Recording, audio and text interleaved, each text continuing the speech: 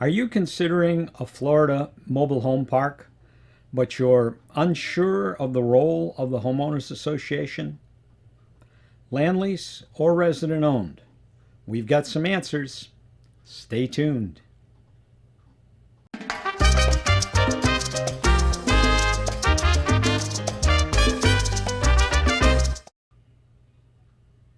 Most looking at manufactured home communities are coming down from up north. The only exposure you may have had to homeowners associations is through TV commercials. In this video, we will explain the role HOAs play in different types of Florida mobile home parks. Following the discussion, we'll give you some tips from my book on how to evaluate the HOA in a community that interests you. Hello, I'm Russ Watson. I created Florida Manufactured Home Living to enrich the lives of manufactured homeowners and to educate the public.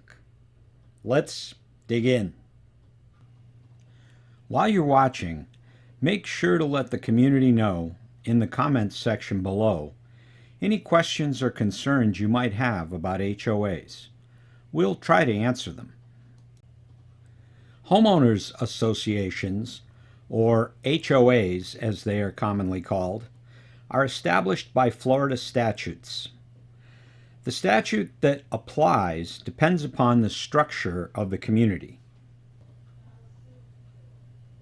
You can find links to the current statutes for each type of community on the legal page of our website. In a land lease community, the HOA's principal responsibility is representing the residents' interests to the park owner. In fact, the HOA is the legal representative of all residents, members or not, with regard to matters covered in FS 723. In resident-owned communities, the shareholders' HOA oversees the finances and management of the park.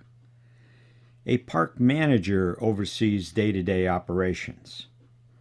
In ROCs with a large number of non-shareholders, both types of HOAs may exist, one to represent the shareholders and one to represent those renting lots from the park. HOAs are formed as corporations.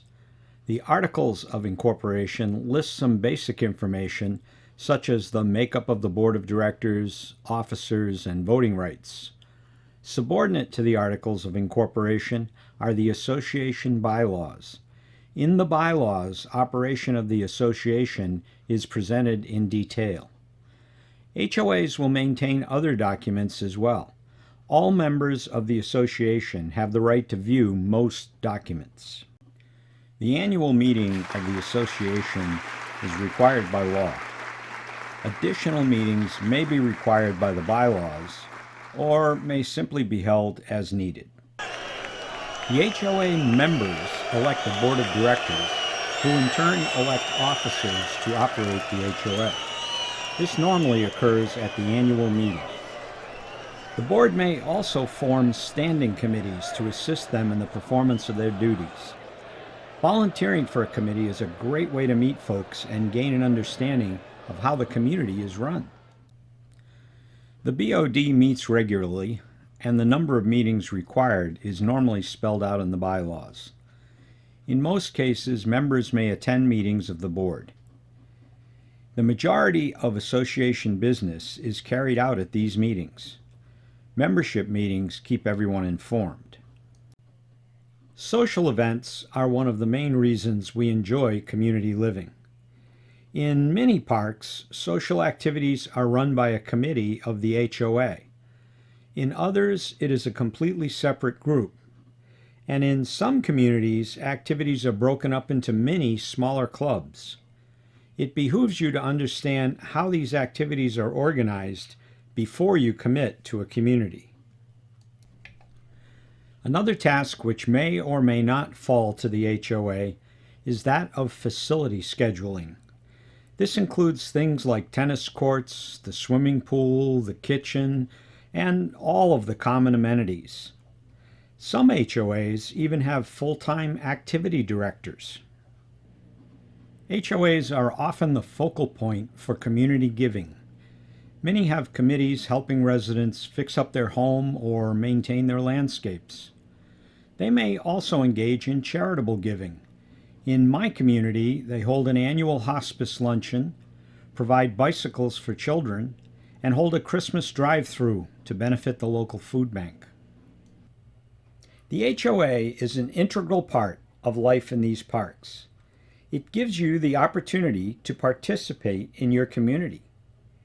It is also centric to maintaining the lifestyle you came to the community for in the first place.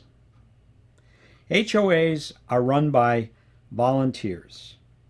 They are your neighbors, they are residents, they are just like you.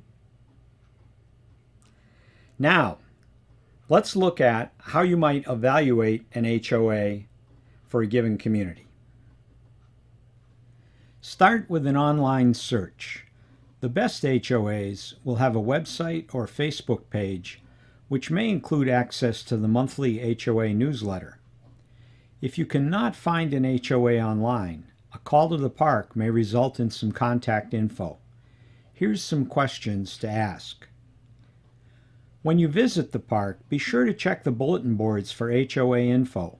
An active HOA will have meeting schedules, activities, news, and maybe even some minutes from the previous meeting. If you're out of town and dealing with a sales agent, ask them to snap a couple pictures of the park's bulletin boards.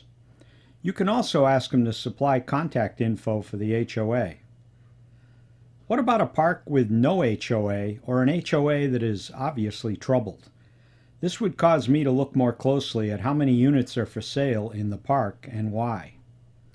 There may be other factors that override such a concern, but the best parks, in my opinion, have strong and active HOAs that are well supported by residents. Thanks for joining us for this introduction to HOAs.